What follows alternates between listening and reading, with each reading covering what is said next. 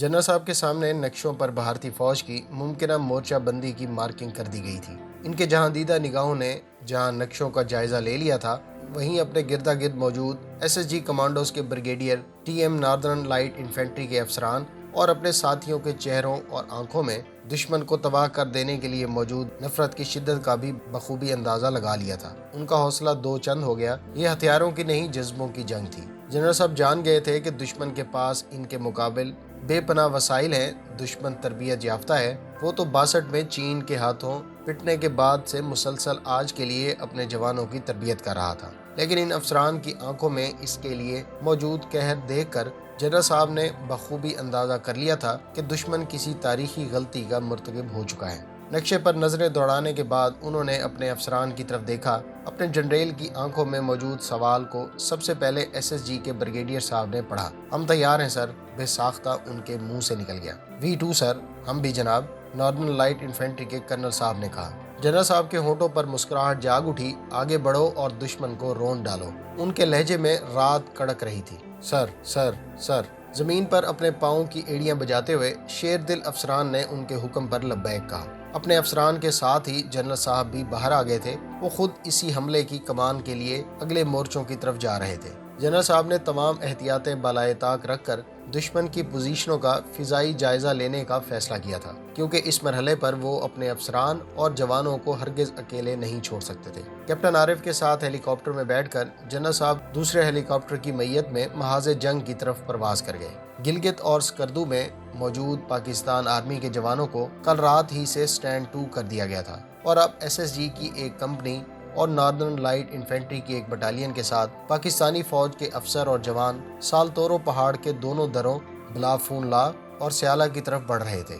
ये रास्ते उनमें से बहुत सौ के लिए अजनबी सही, लेकिन इस जमीन से उनकी निस्बत इतनी मजबूत थी कि वो खुद को एक लम्हे के लिए भी अजनबी माहौल में महसूस नहीं कर रहे थे। स्कर्दू से उन्हें 150 मील का फासला तय करके दुश्मन से नबरदाजमा होने का हुक्म मिला था, जबकि यहाँ से सिर्फ 65 मील दूर तक कच्ची सड़क थी, जिसके बाद बर्फीले पहाड़ों, खतरनाक गहराइयों और मौत के मुंह में ले जाने वाले बर्फानी गारों का एक ना खत्म होने वाला सिलसिला शुरू हो जाता था। इस मरहले पर एविएशन के पायलटों ने तारीख का नाकाबिले फरामोश कारनामा अंजाम दिया। भारतीय फौज के जदीद MI-26 और MI-17 हेलीकॉप्टरों के मुकाबले में उन्होंने अपने पुराने एलियोड और पूमा के जरिए अपने अफसरों और जवानों को इंडियन आर्मी के कायम करदा मोर्चों के सामने 17 और 18,000 फुट की बुलंदी पर पहुंचाना शुरू कर दिया, जबकि स्कर्दू भी सतह समंदर से 7,500 फुट बुलंद है। एसएसजी और नॉर्दर्न लाइट इन्फेंट्री के ये जवान अपने मामूल के गर्म लिबास पहने हुए थे, जिनकी हैसियत इस मौसमी शिद्दत के सामने ना होने के बराबर थी।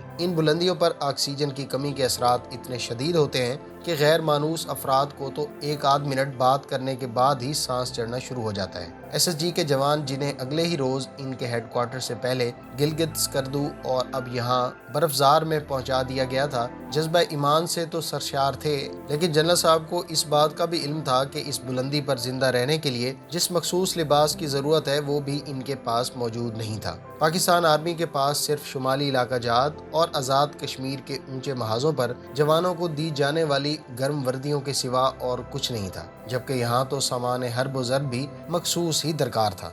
लेकिन अपने अफसरान की तरह इन जवानों को भी समझ आ गई थी कि फिल वक्त उन्हें इसी पर इक्तफा करना है। दुश्मन ने अचानक ही अपनी मर्जी का महाज खोलकर उन्हें एक अंधी लड़ाई का चैलेंज दिया था। उन्होंने बड़ी बेजिगरी से दुश्मन के इस चैलेंज को कबूल किया। दुश्मन की तवक्कुआत के बिल्कुल बरक्स इसके पोजीशन संभालने के बमुश्किल 12 घंटे बाद ही पाकिस्तान आर्मी के दस्ते इसके सामने 18,000 फुट की बुलंदी पर मोर्चाजन हो रहे थे। ये जवान, जो अपने अफसरान की मैयत में हेलीकॉप्टरों के जरिए यहाँ पहुंचे थे, अपने मामूल के हल्के हथियार ही लेकर आ सके थे, जबकि खपलू से इनके साथी मकामी पोर्टरों की मदद से असला और गोला बारूद लेकर पैदल इनकी मदद के लिए इन नामासाद हालात में रवाना हो चुके थे।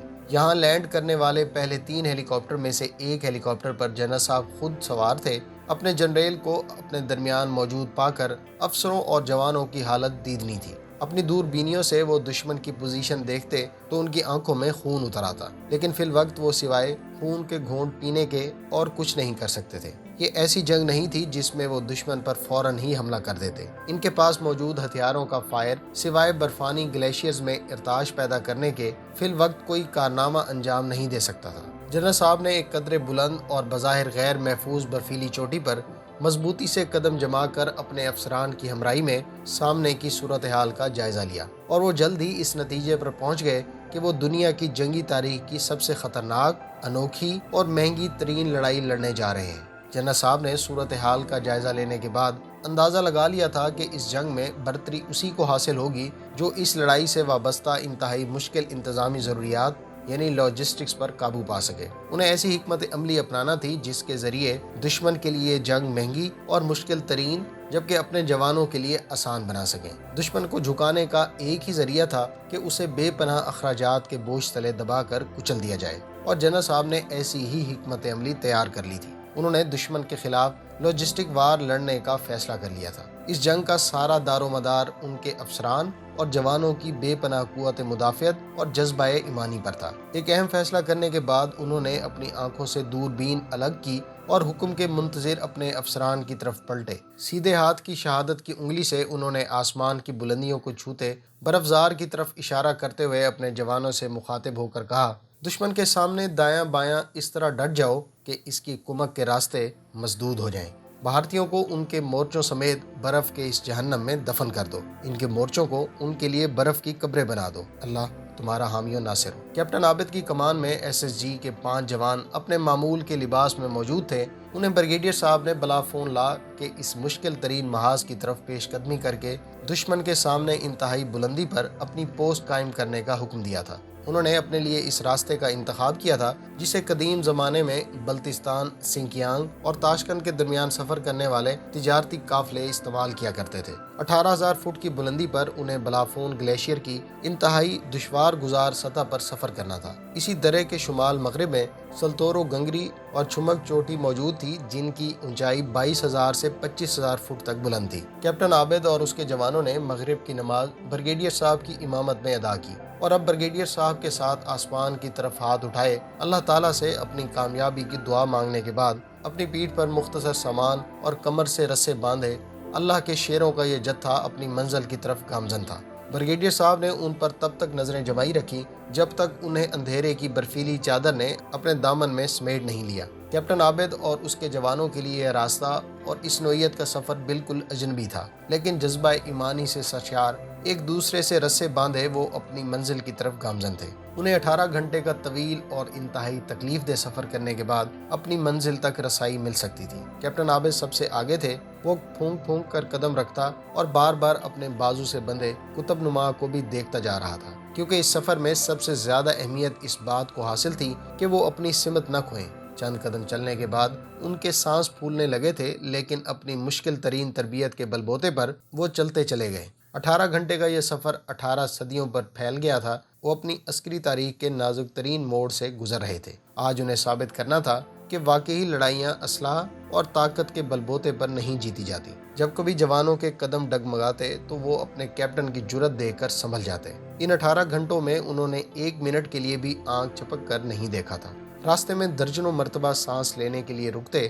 کیپٹن عابد جانتا تھا کہ اس مہم کا سارا دار و مدار ان پر ہے۔ اگر وہ اپنا ہدف حاصل نہ کر پائے اور موسمی شدت کے سامنے ہتھیار پھینک دیے تو بیس کیمپ پہ موجود باقی جوانوں کے حوصلے ٹوٹ سکتے تھے۔ اس مہم کی کامیابی پر ہی اگلی ساری حکمت عملی طے پانی تھی۔ اس وقت وہ 10 گھنٹے کی طویل مسافت کے بعد ایک پہاڑی درے پر جمی برف سے ٹیک لگائے اپنی گوگلوں میں موجود سرد چائے کے گھونٹ اپنے خشک حلق میں انڈیل رہے تھے۔ برفیلے آسمان پر چاند نکل آیا تھا۔ شاید قدرت ان جیالوں کو خراج عقیدت پیش کر رہی تھی۔ چاند کی کرنیں برف کے سمندر پر پھسل کر عجیب منظر پیدا کر رہی تھی۔ انہوں نے اپنے اندازے سے عشاء کی نماز ادا کی اور اب کیپٹن عابد ان سے مخاطب تھا۔ میں نے تمہیں سفر کے آغاز میں ہی بتا دیا تھا کہ ہم کوئی معمول کی مہم انجام دینے نہیں جا رہے۔ مجھے علم ہے کہ تم سب اس جسمانی تکلیف سے گزر رہے ہو جس سے میں بھی گزر رہا ہوں۔ یہ ماحول ہمارے لیے اجنبی ضرور ہے، لیکن یاد رکھنا کہ ہمیں اسی دن کے لیے تربیت دی گئی تھی۔ ہم نے پہاڑوں، جنگلوں اور دریاؤں میں بدترین حالات کا سامنا کرنا سیکھا ہے۔ یہ ہماری ہی نہیں، SSG کی ہی نہیں، پاکستان آرمی کی عزت کا بھی سوال ہے۔ حوالدار صاحب، اپنے جوانوں سے کہو ہمیں ساری دنیا پر ثابت کرنا ہے کہ ہم پاکستان آرمی کے کمانڈوز ہیں۔ ہم دشمن سے ہر چیلنج کا مقابلہ کرنے، اس کا منہ توڑ جواب دینے کی ہمت رکھتے ہیں۔ آؤ اور اللہ کا نام لے کر آگے بڑھو۔ اس نے اپنے حوالدار صاحب کو مخاطب کیا۔ اللہ اکبر! چاروں جوانوں نے نعرے بلند کیے۔ انہوں نے جان لیا تھا کہ انہیں بطور خاص اس اعزاز کے لیے منتخب کیا گیا ہے۔ ایک مضبوط رسے سے انہوں نے دوبارہ ایک دوسرے کو منسلک کیا اور اس رسے کا سرا کیپٹن عابد کی طرف بڑھا دیا۔ کیپٹن عابد نے اپنی بیلٹ میں رسے کے سرے پر لگی ہک کو پھنسایا اور دوبارہ اپنی جیب سے چھوٹا سا نقشہ نکال کر اس پر ٹارچ کی روشنی ڈالی اور اگلے راستے کا تعین کیا اور اٹھ کھڑا ہوا۔ اگلا سفر پہلے سے بھی زیادہ خطرناک تھا، لیکن ان کے بلند عزائم کے سامنے موسم کی عذابناکیاں بھی دم توڑ کر رہ گئیں۔ ان کا ایک ایک قدم من بھاری ہو رہا تھا، لیکن وہ چلتے چلے گئے۔ جوانوں کی جسمانی حالت دیکھ کر کیپٹن عابد کا دل بھی بوجھل ہو کر رہ جاتا۔ اس نے ان جوانوں کے ساتھ زندگی کی انتہائی خطرناک مہمات انجام دی تھیں۔ وہ اچھے برے وقت کے ساتھی تھے۔ عام حالات میں وہ کبھی اپنے جوانوں کی یہ تکلیف دہ حالت برداشت نہ کر پاتا۔ سپاہی عجب خان چند قدم چلنے کے بعد لڑکھڑا کر گرتا تو ان سب کو زبردست جھٹکا اور دھچکا لگتا، لیکن وہ ایک دوسرے کو سہارا دیتے چلتے چلے گئے۔ سورج اب برف کے اس پتھریلے سمندر کے عقب سے سر نکالنے لگا تھا۔ انہوں نے اپنی اینکیں آنکھوں پر چڑھا لیں۔ انہیں بتایا گیا تھا کہ سورج کی کرنیں جب برف پر پڑ کر چمک پیدا کرتی ہیں تو آنکھیں چندیا جاتی ہیں اور بسا اوقات انسان اندھا ہو جاتا ہے۔ بریگیڈیئر صاحب کے ساتھ وائرلیس پر ان کا رابطہ مسلسل قائم تھا۔ ہر گھنٹہ بعد وہ انہیں اپنی کامرانیوں سے آگاہ کرتے آ رہے تھے۔ بریگیڈیئر صاحب اور وہاں موجود تمام افسران اور جوان اس وقت ظہر کی نماز میں اللہ کے حضور سجدہ ریز تھے۔ انہوں نے بھیگی آنکھوں سے اپنے پیاروں کی سلامتی اور کامیابی کے لیے اللہ تعالیٰ کے حضور گڑ گڑا کر دعا مانگی اور اٹھ کھڑے ہوئے۔ عین انہی لمحات میں نزدیکی خیمے سے آپریٹر کی آواز بلند ہوئی، sir captain Abid online. Brigadier صاحب قریباً بھاگتے ہوئے فون تک گئے تھے۔ 3 منٹ بعد وہ تمتماتے چہرے سے باہر نکلے۔ وی ڈن اٹ، ہم نے میدان مار لیا، انہوں نے شدت جذبات سے قریباً چلاتے ہوئے منتظر افسروں سے کہا۔ نعرہ تکبیر، اللہ اکبر۔ پاکستان آرمی کے کمانڈوز فلک شگاف نعرے بلند کر رہے تھے۔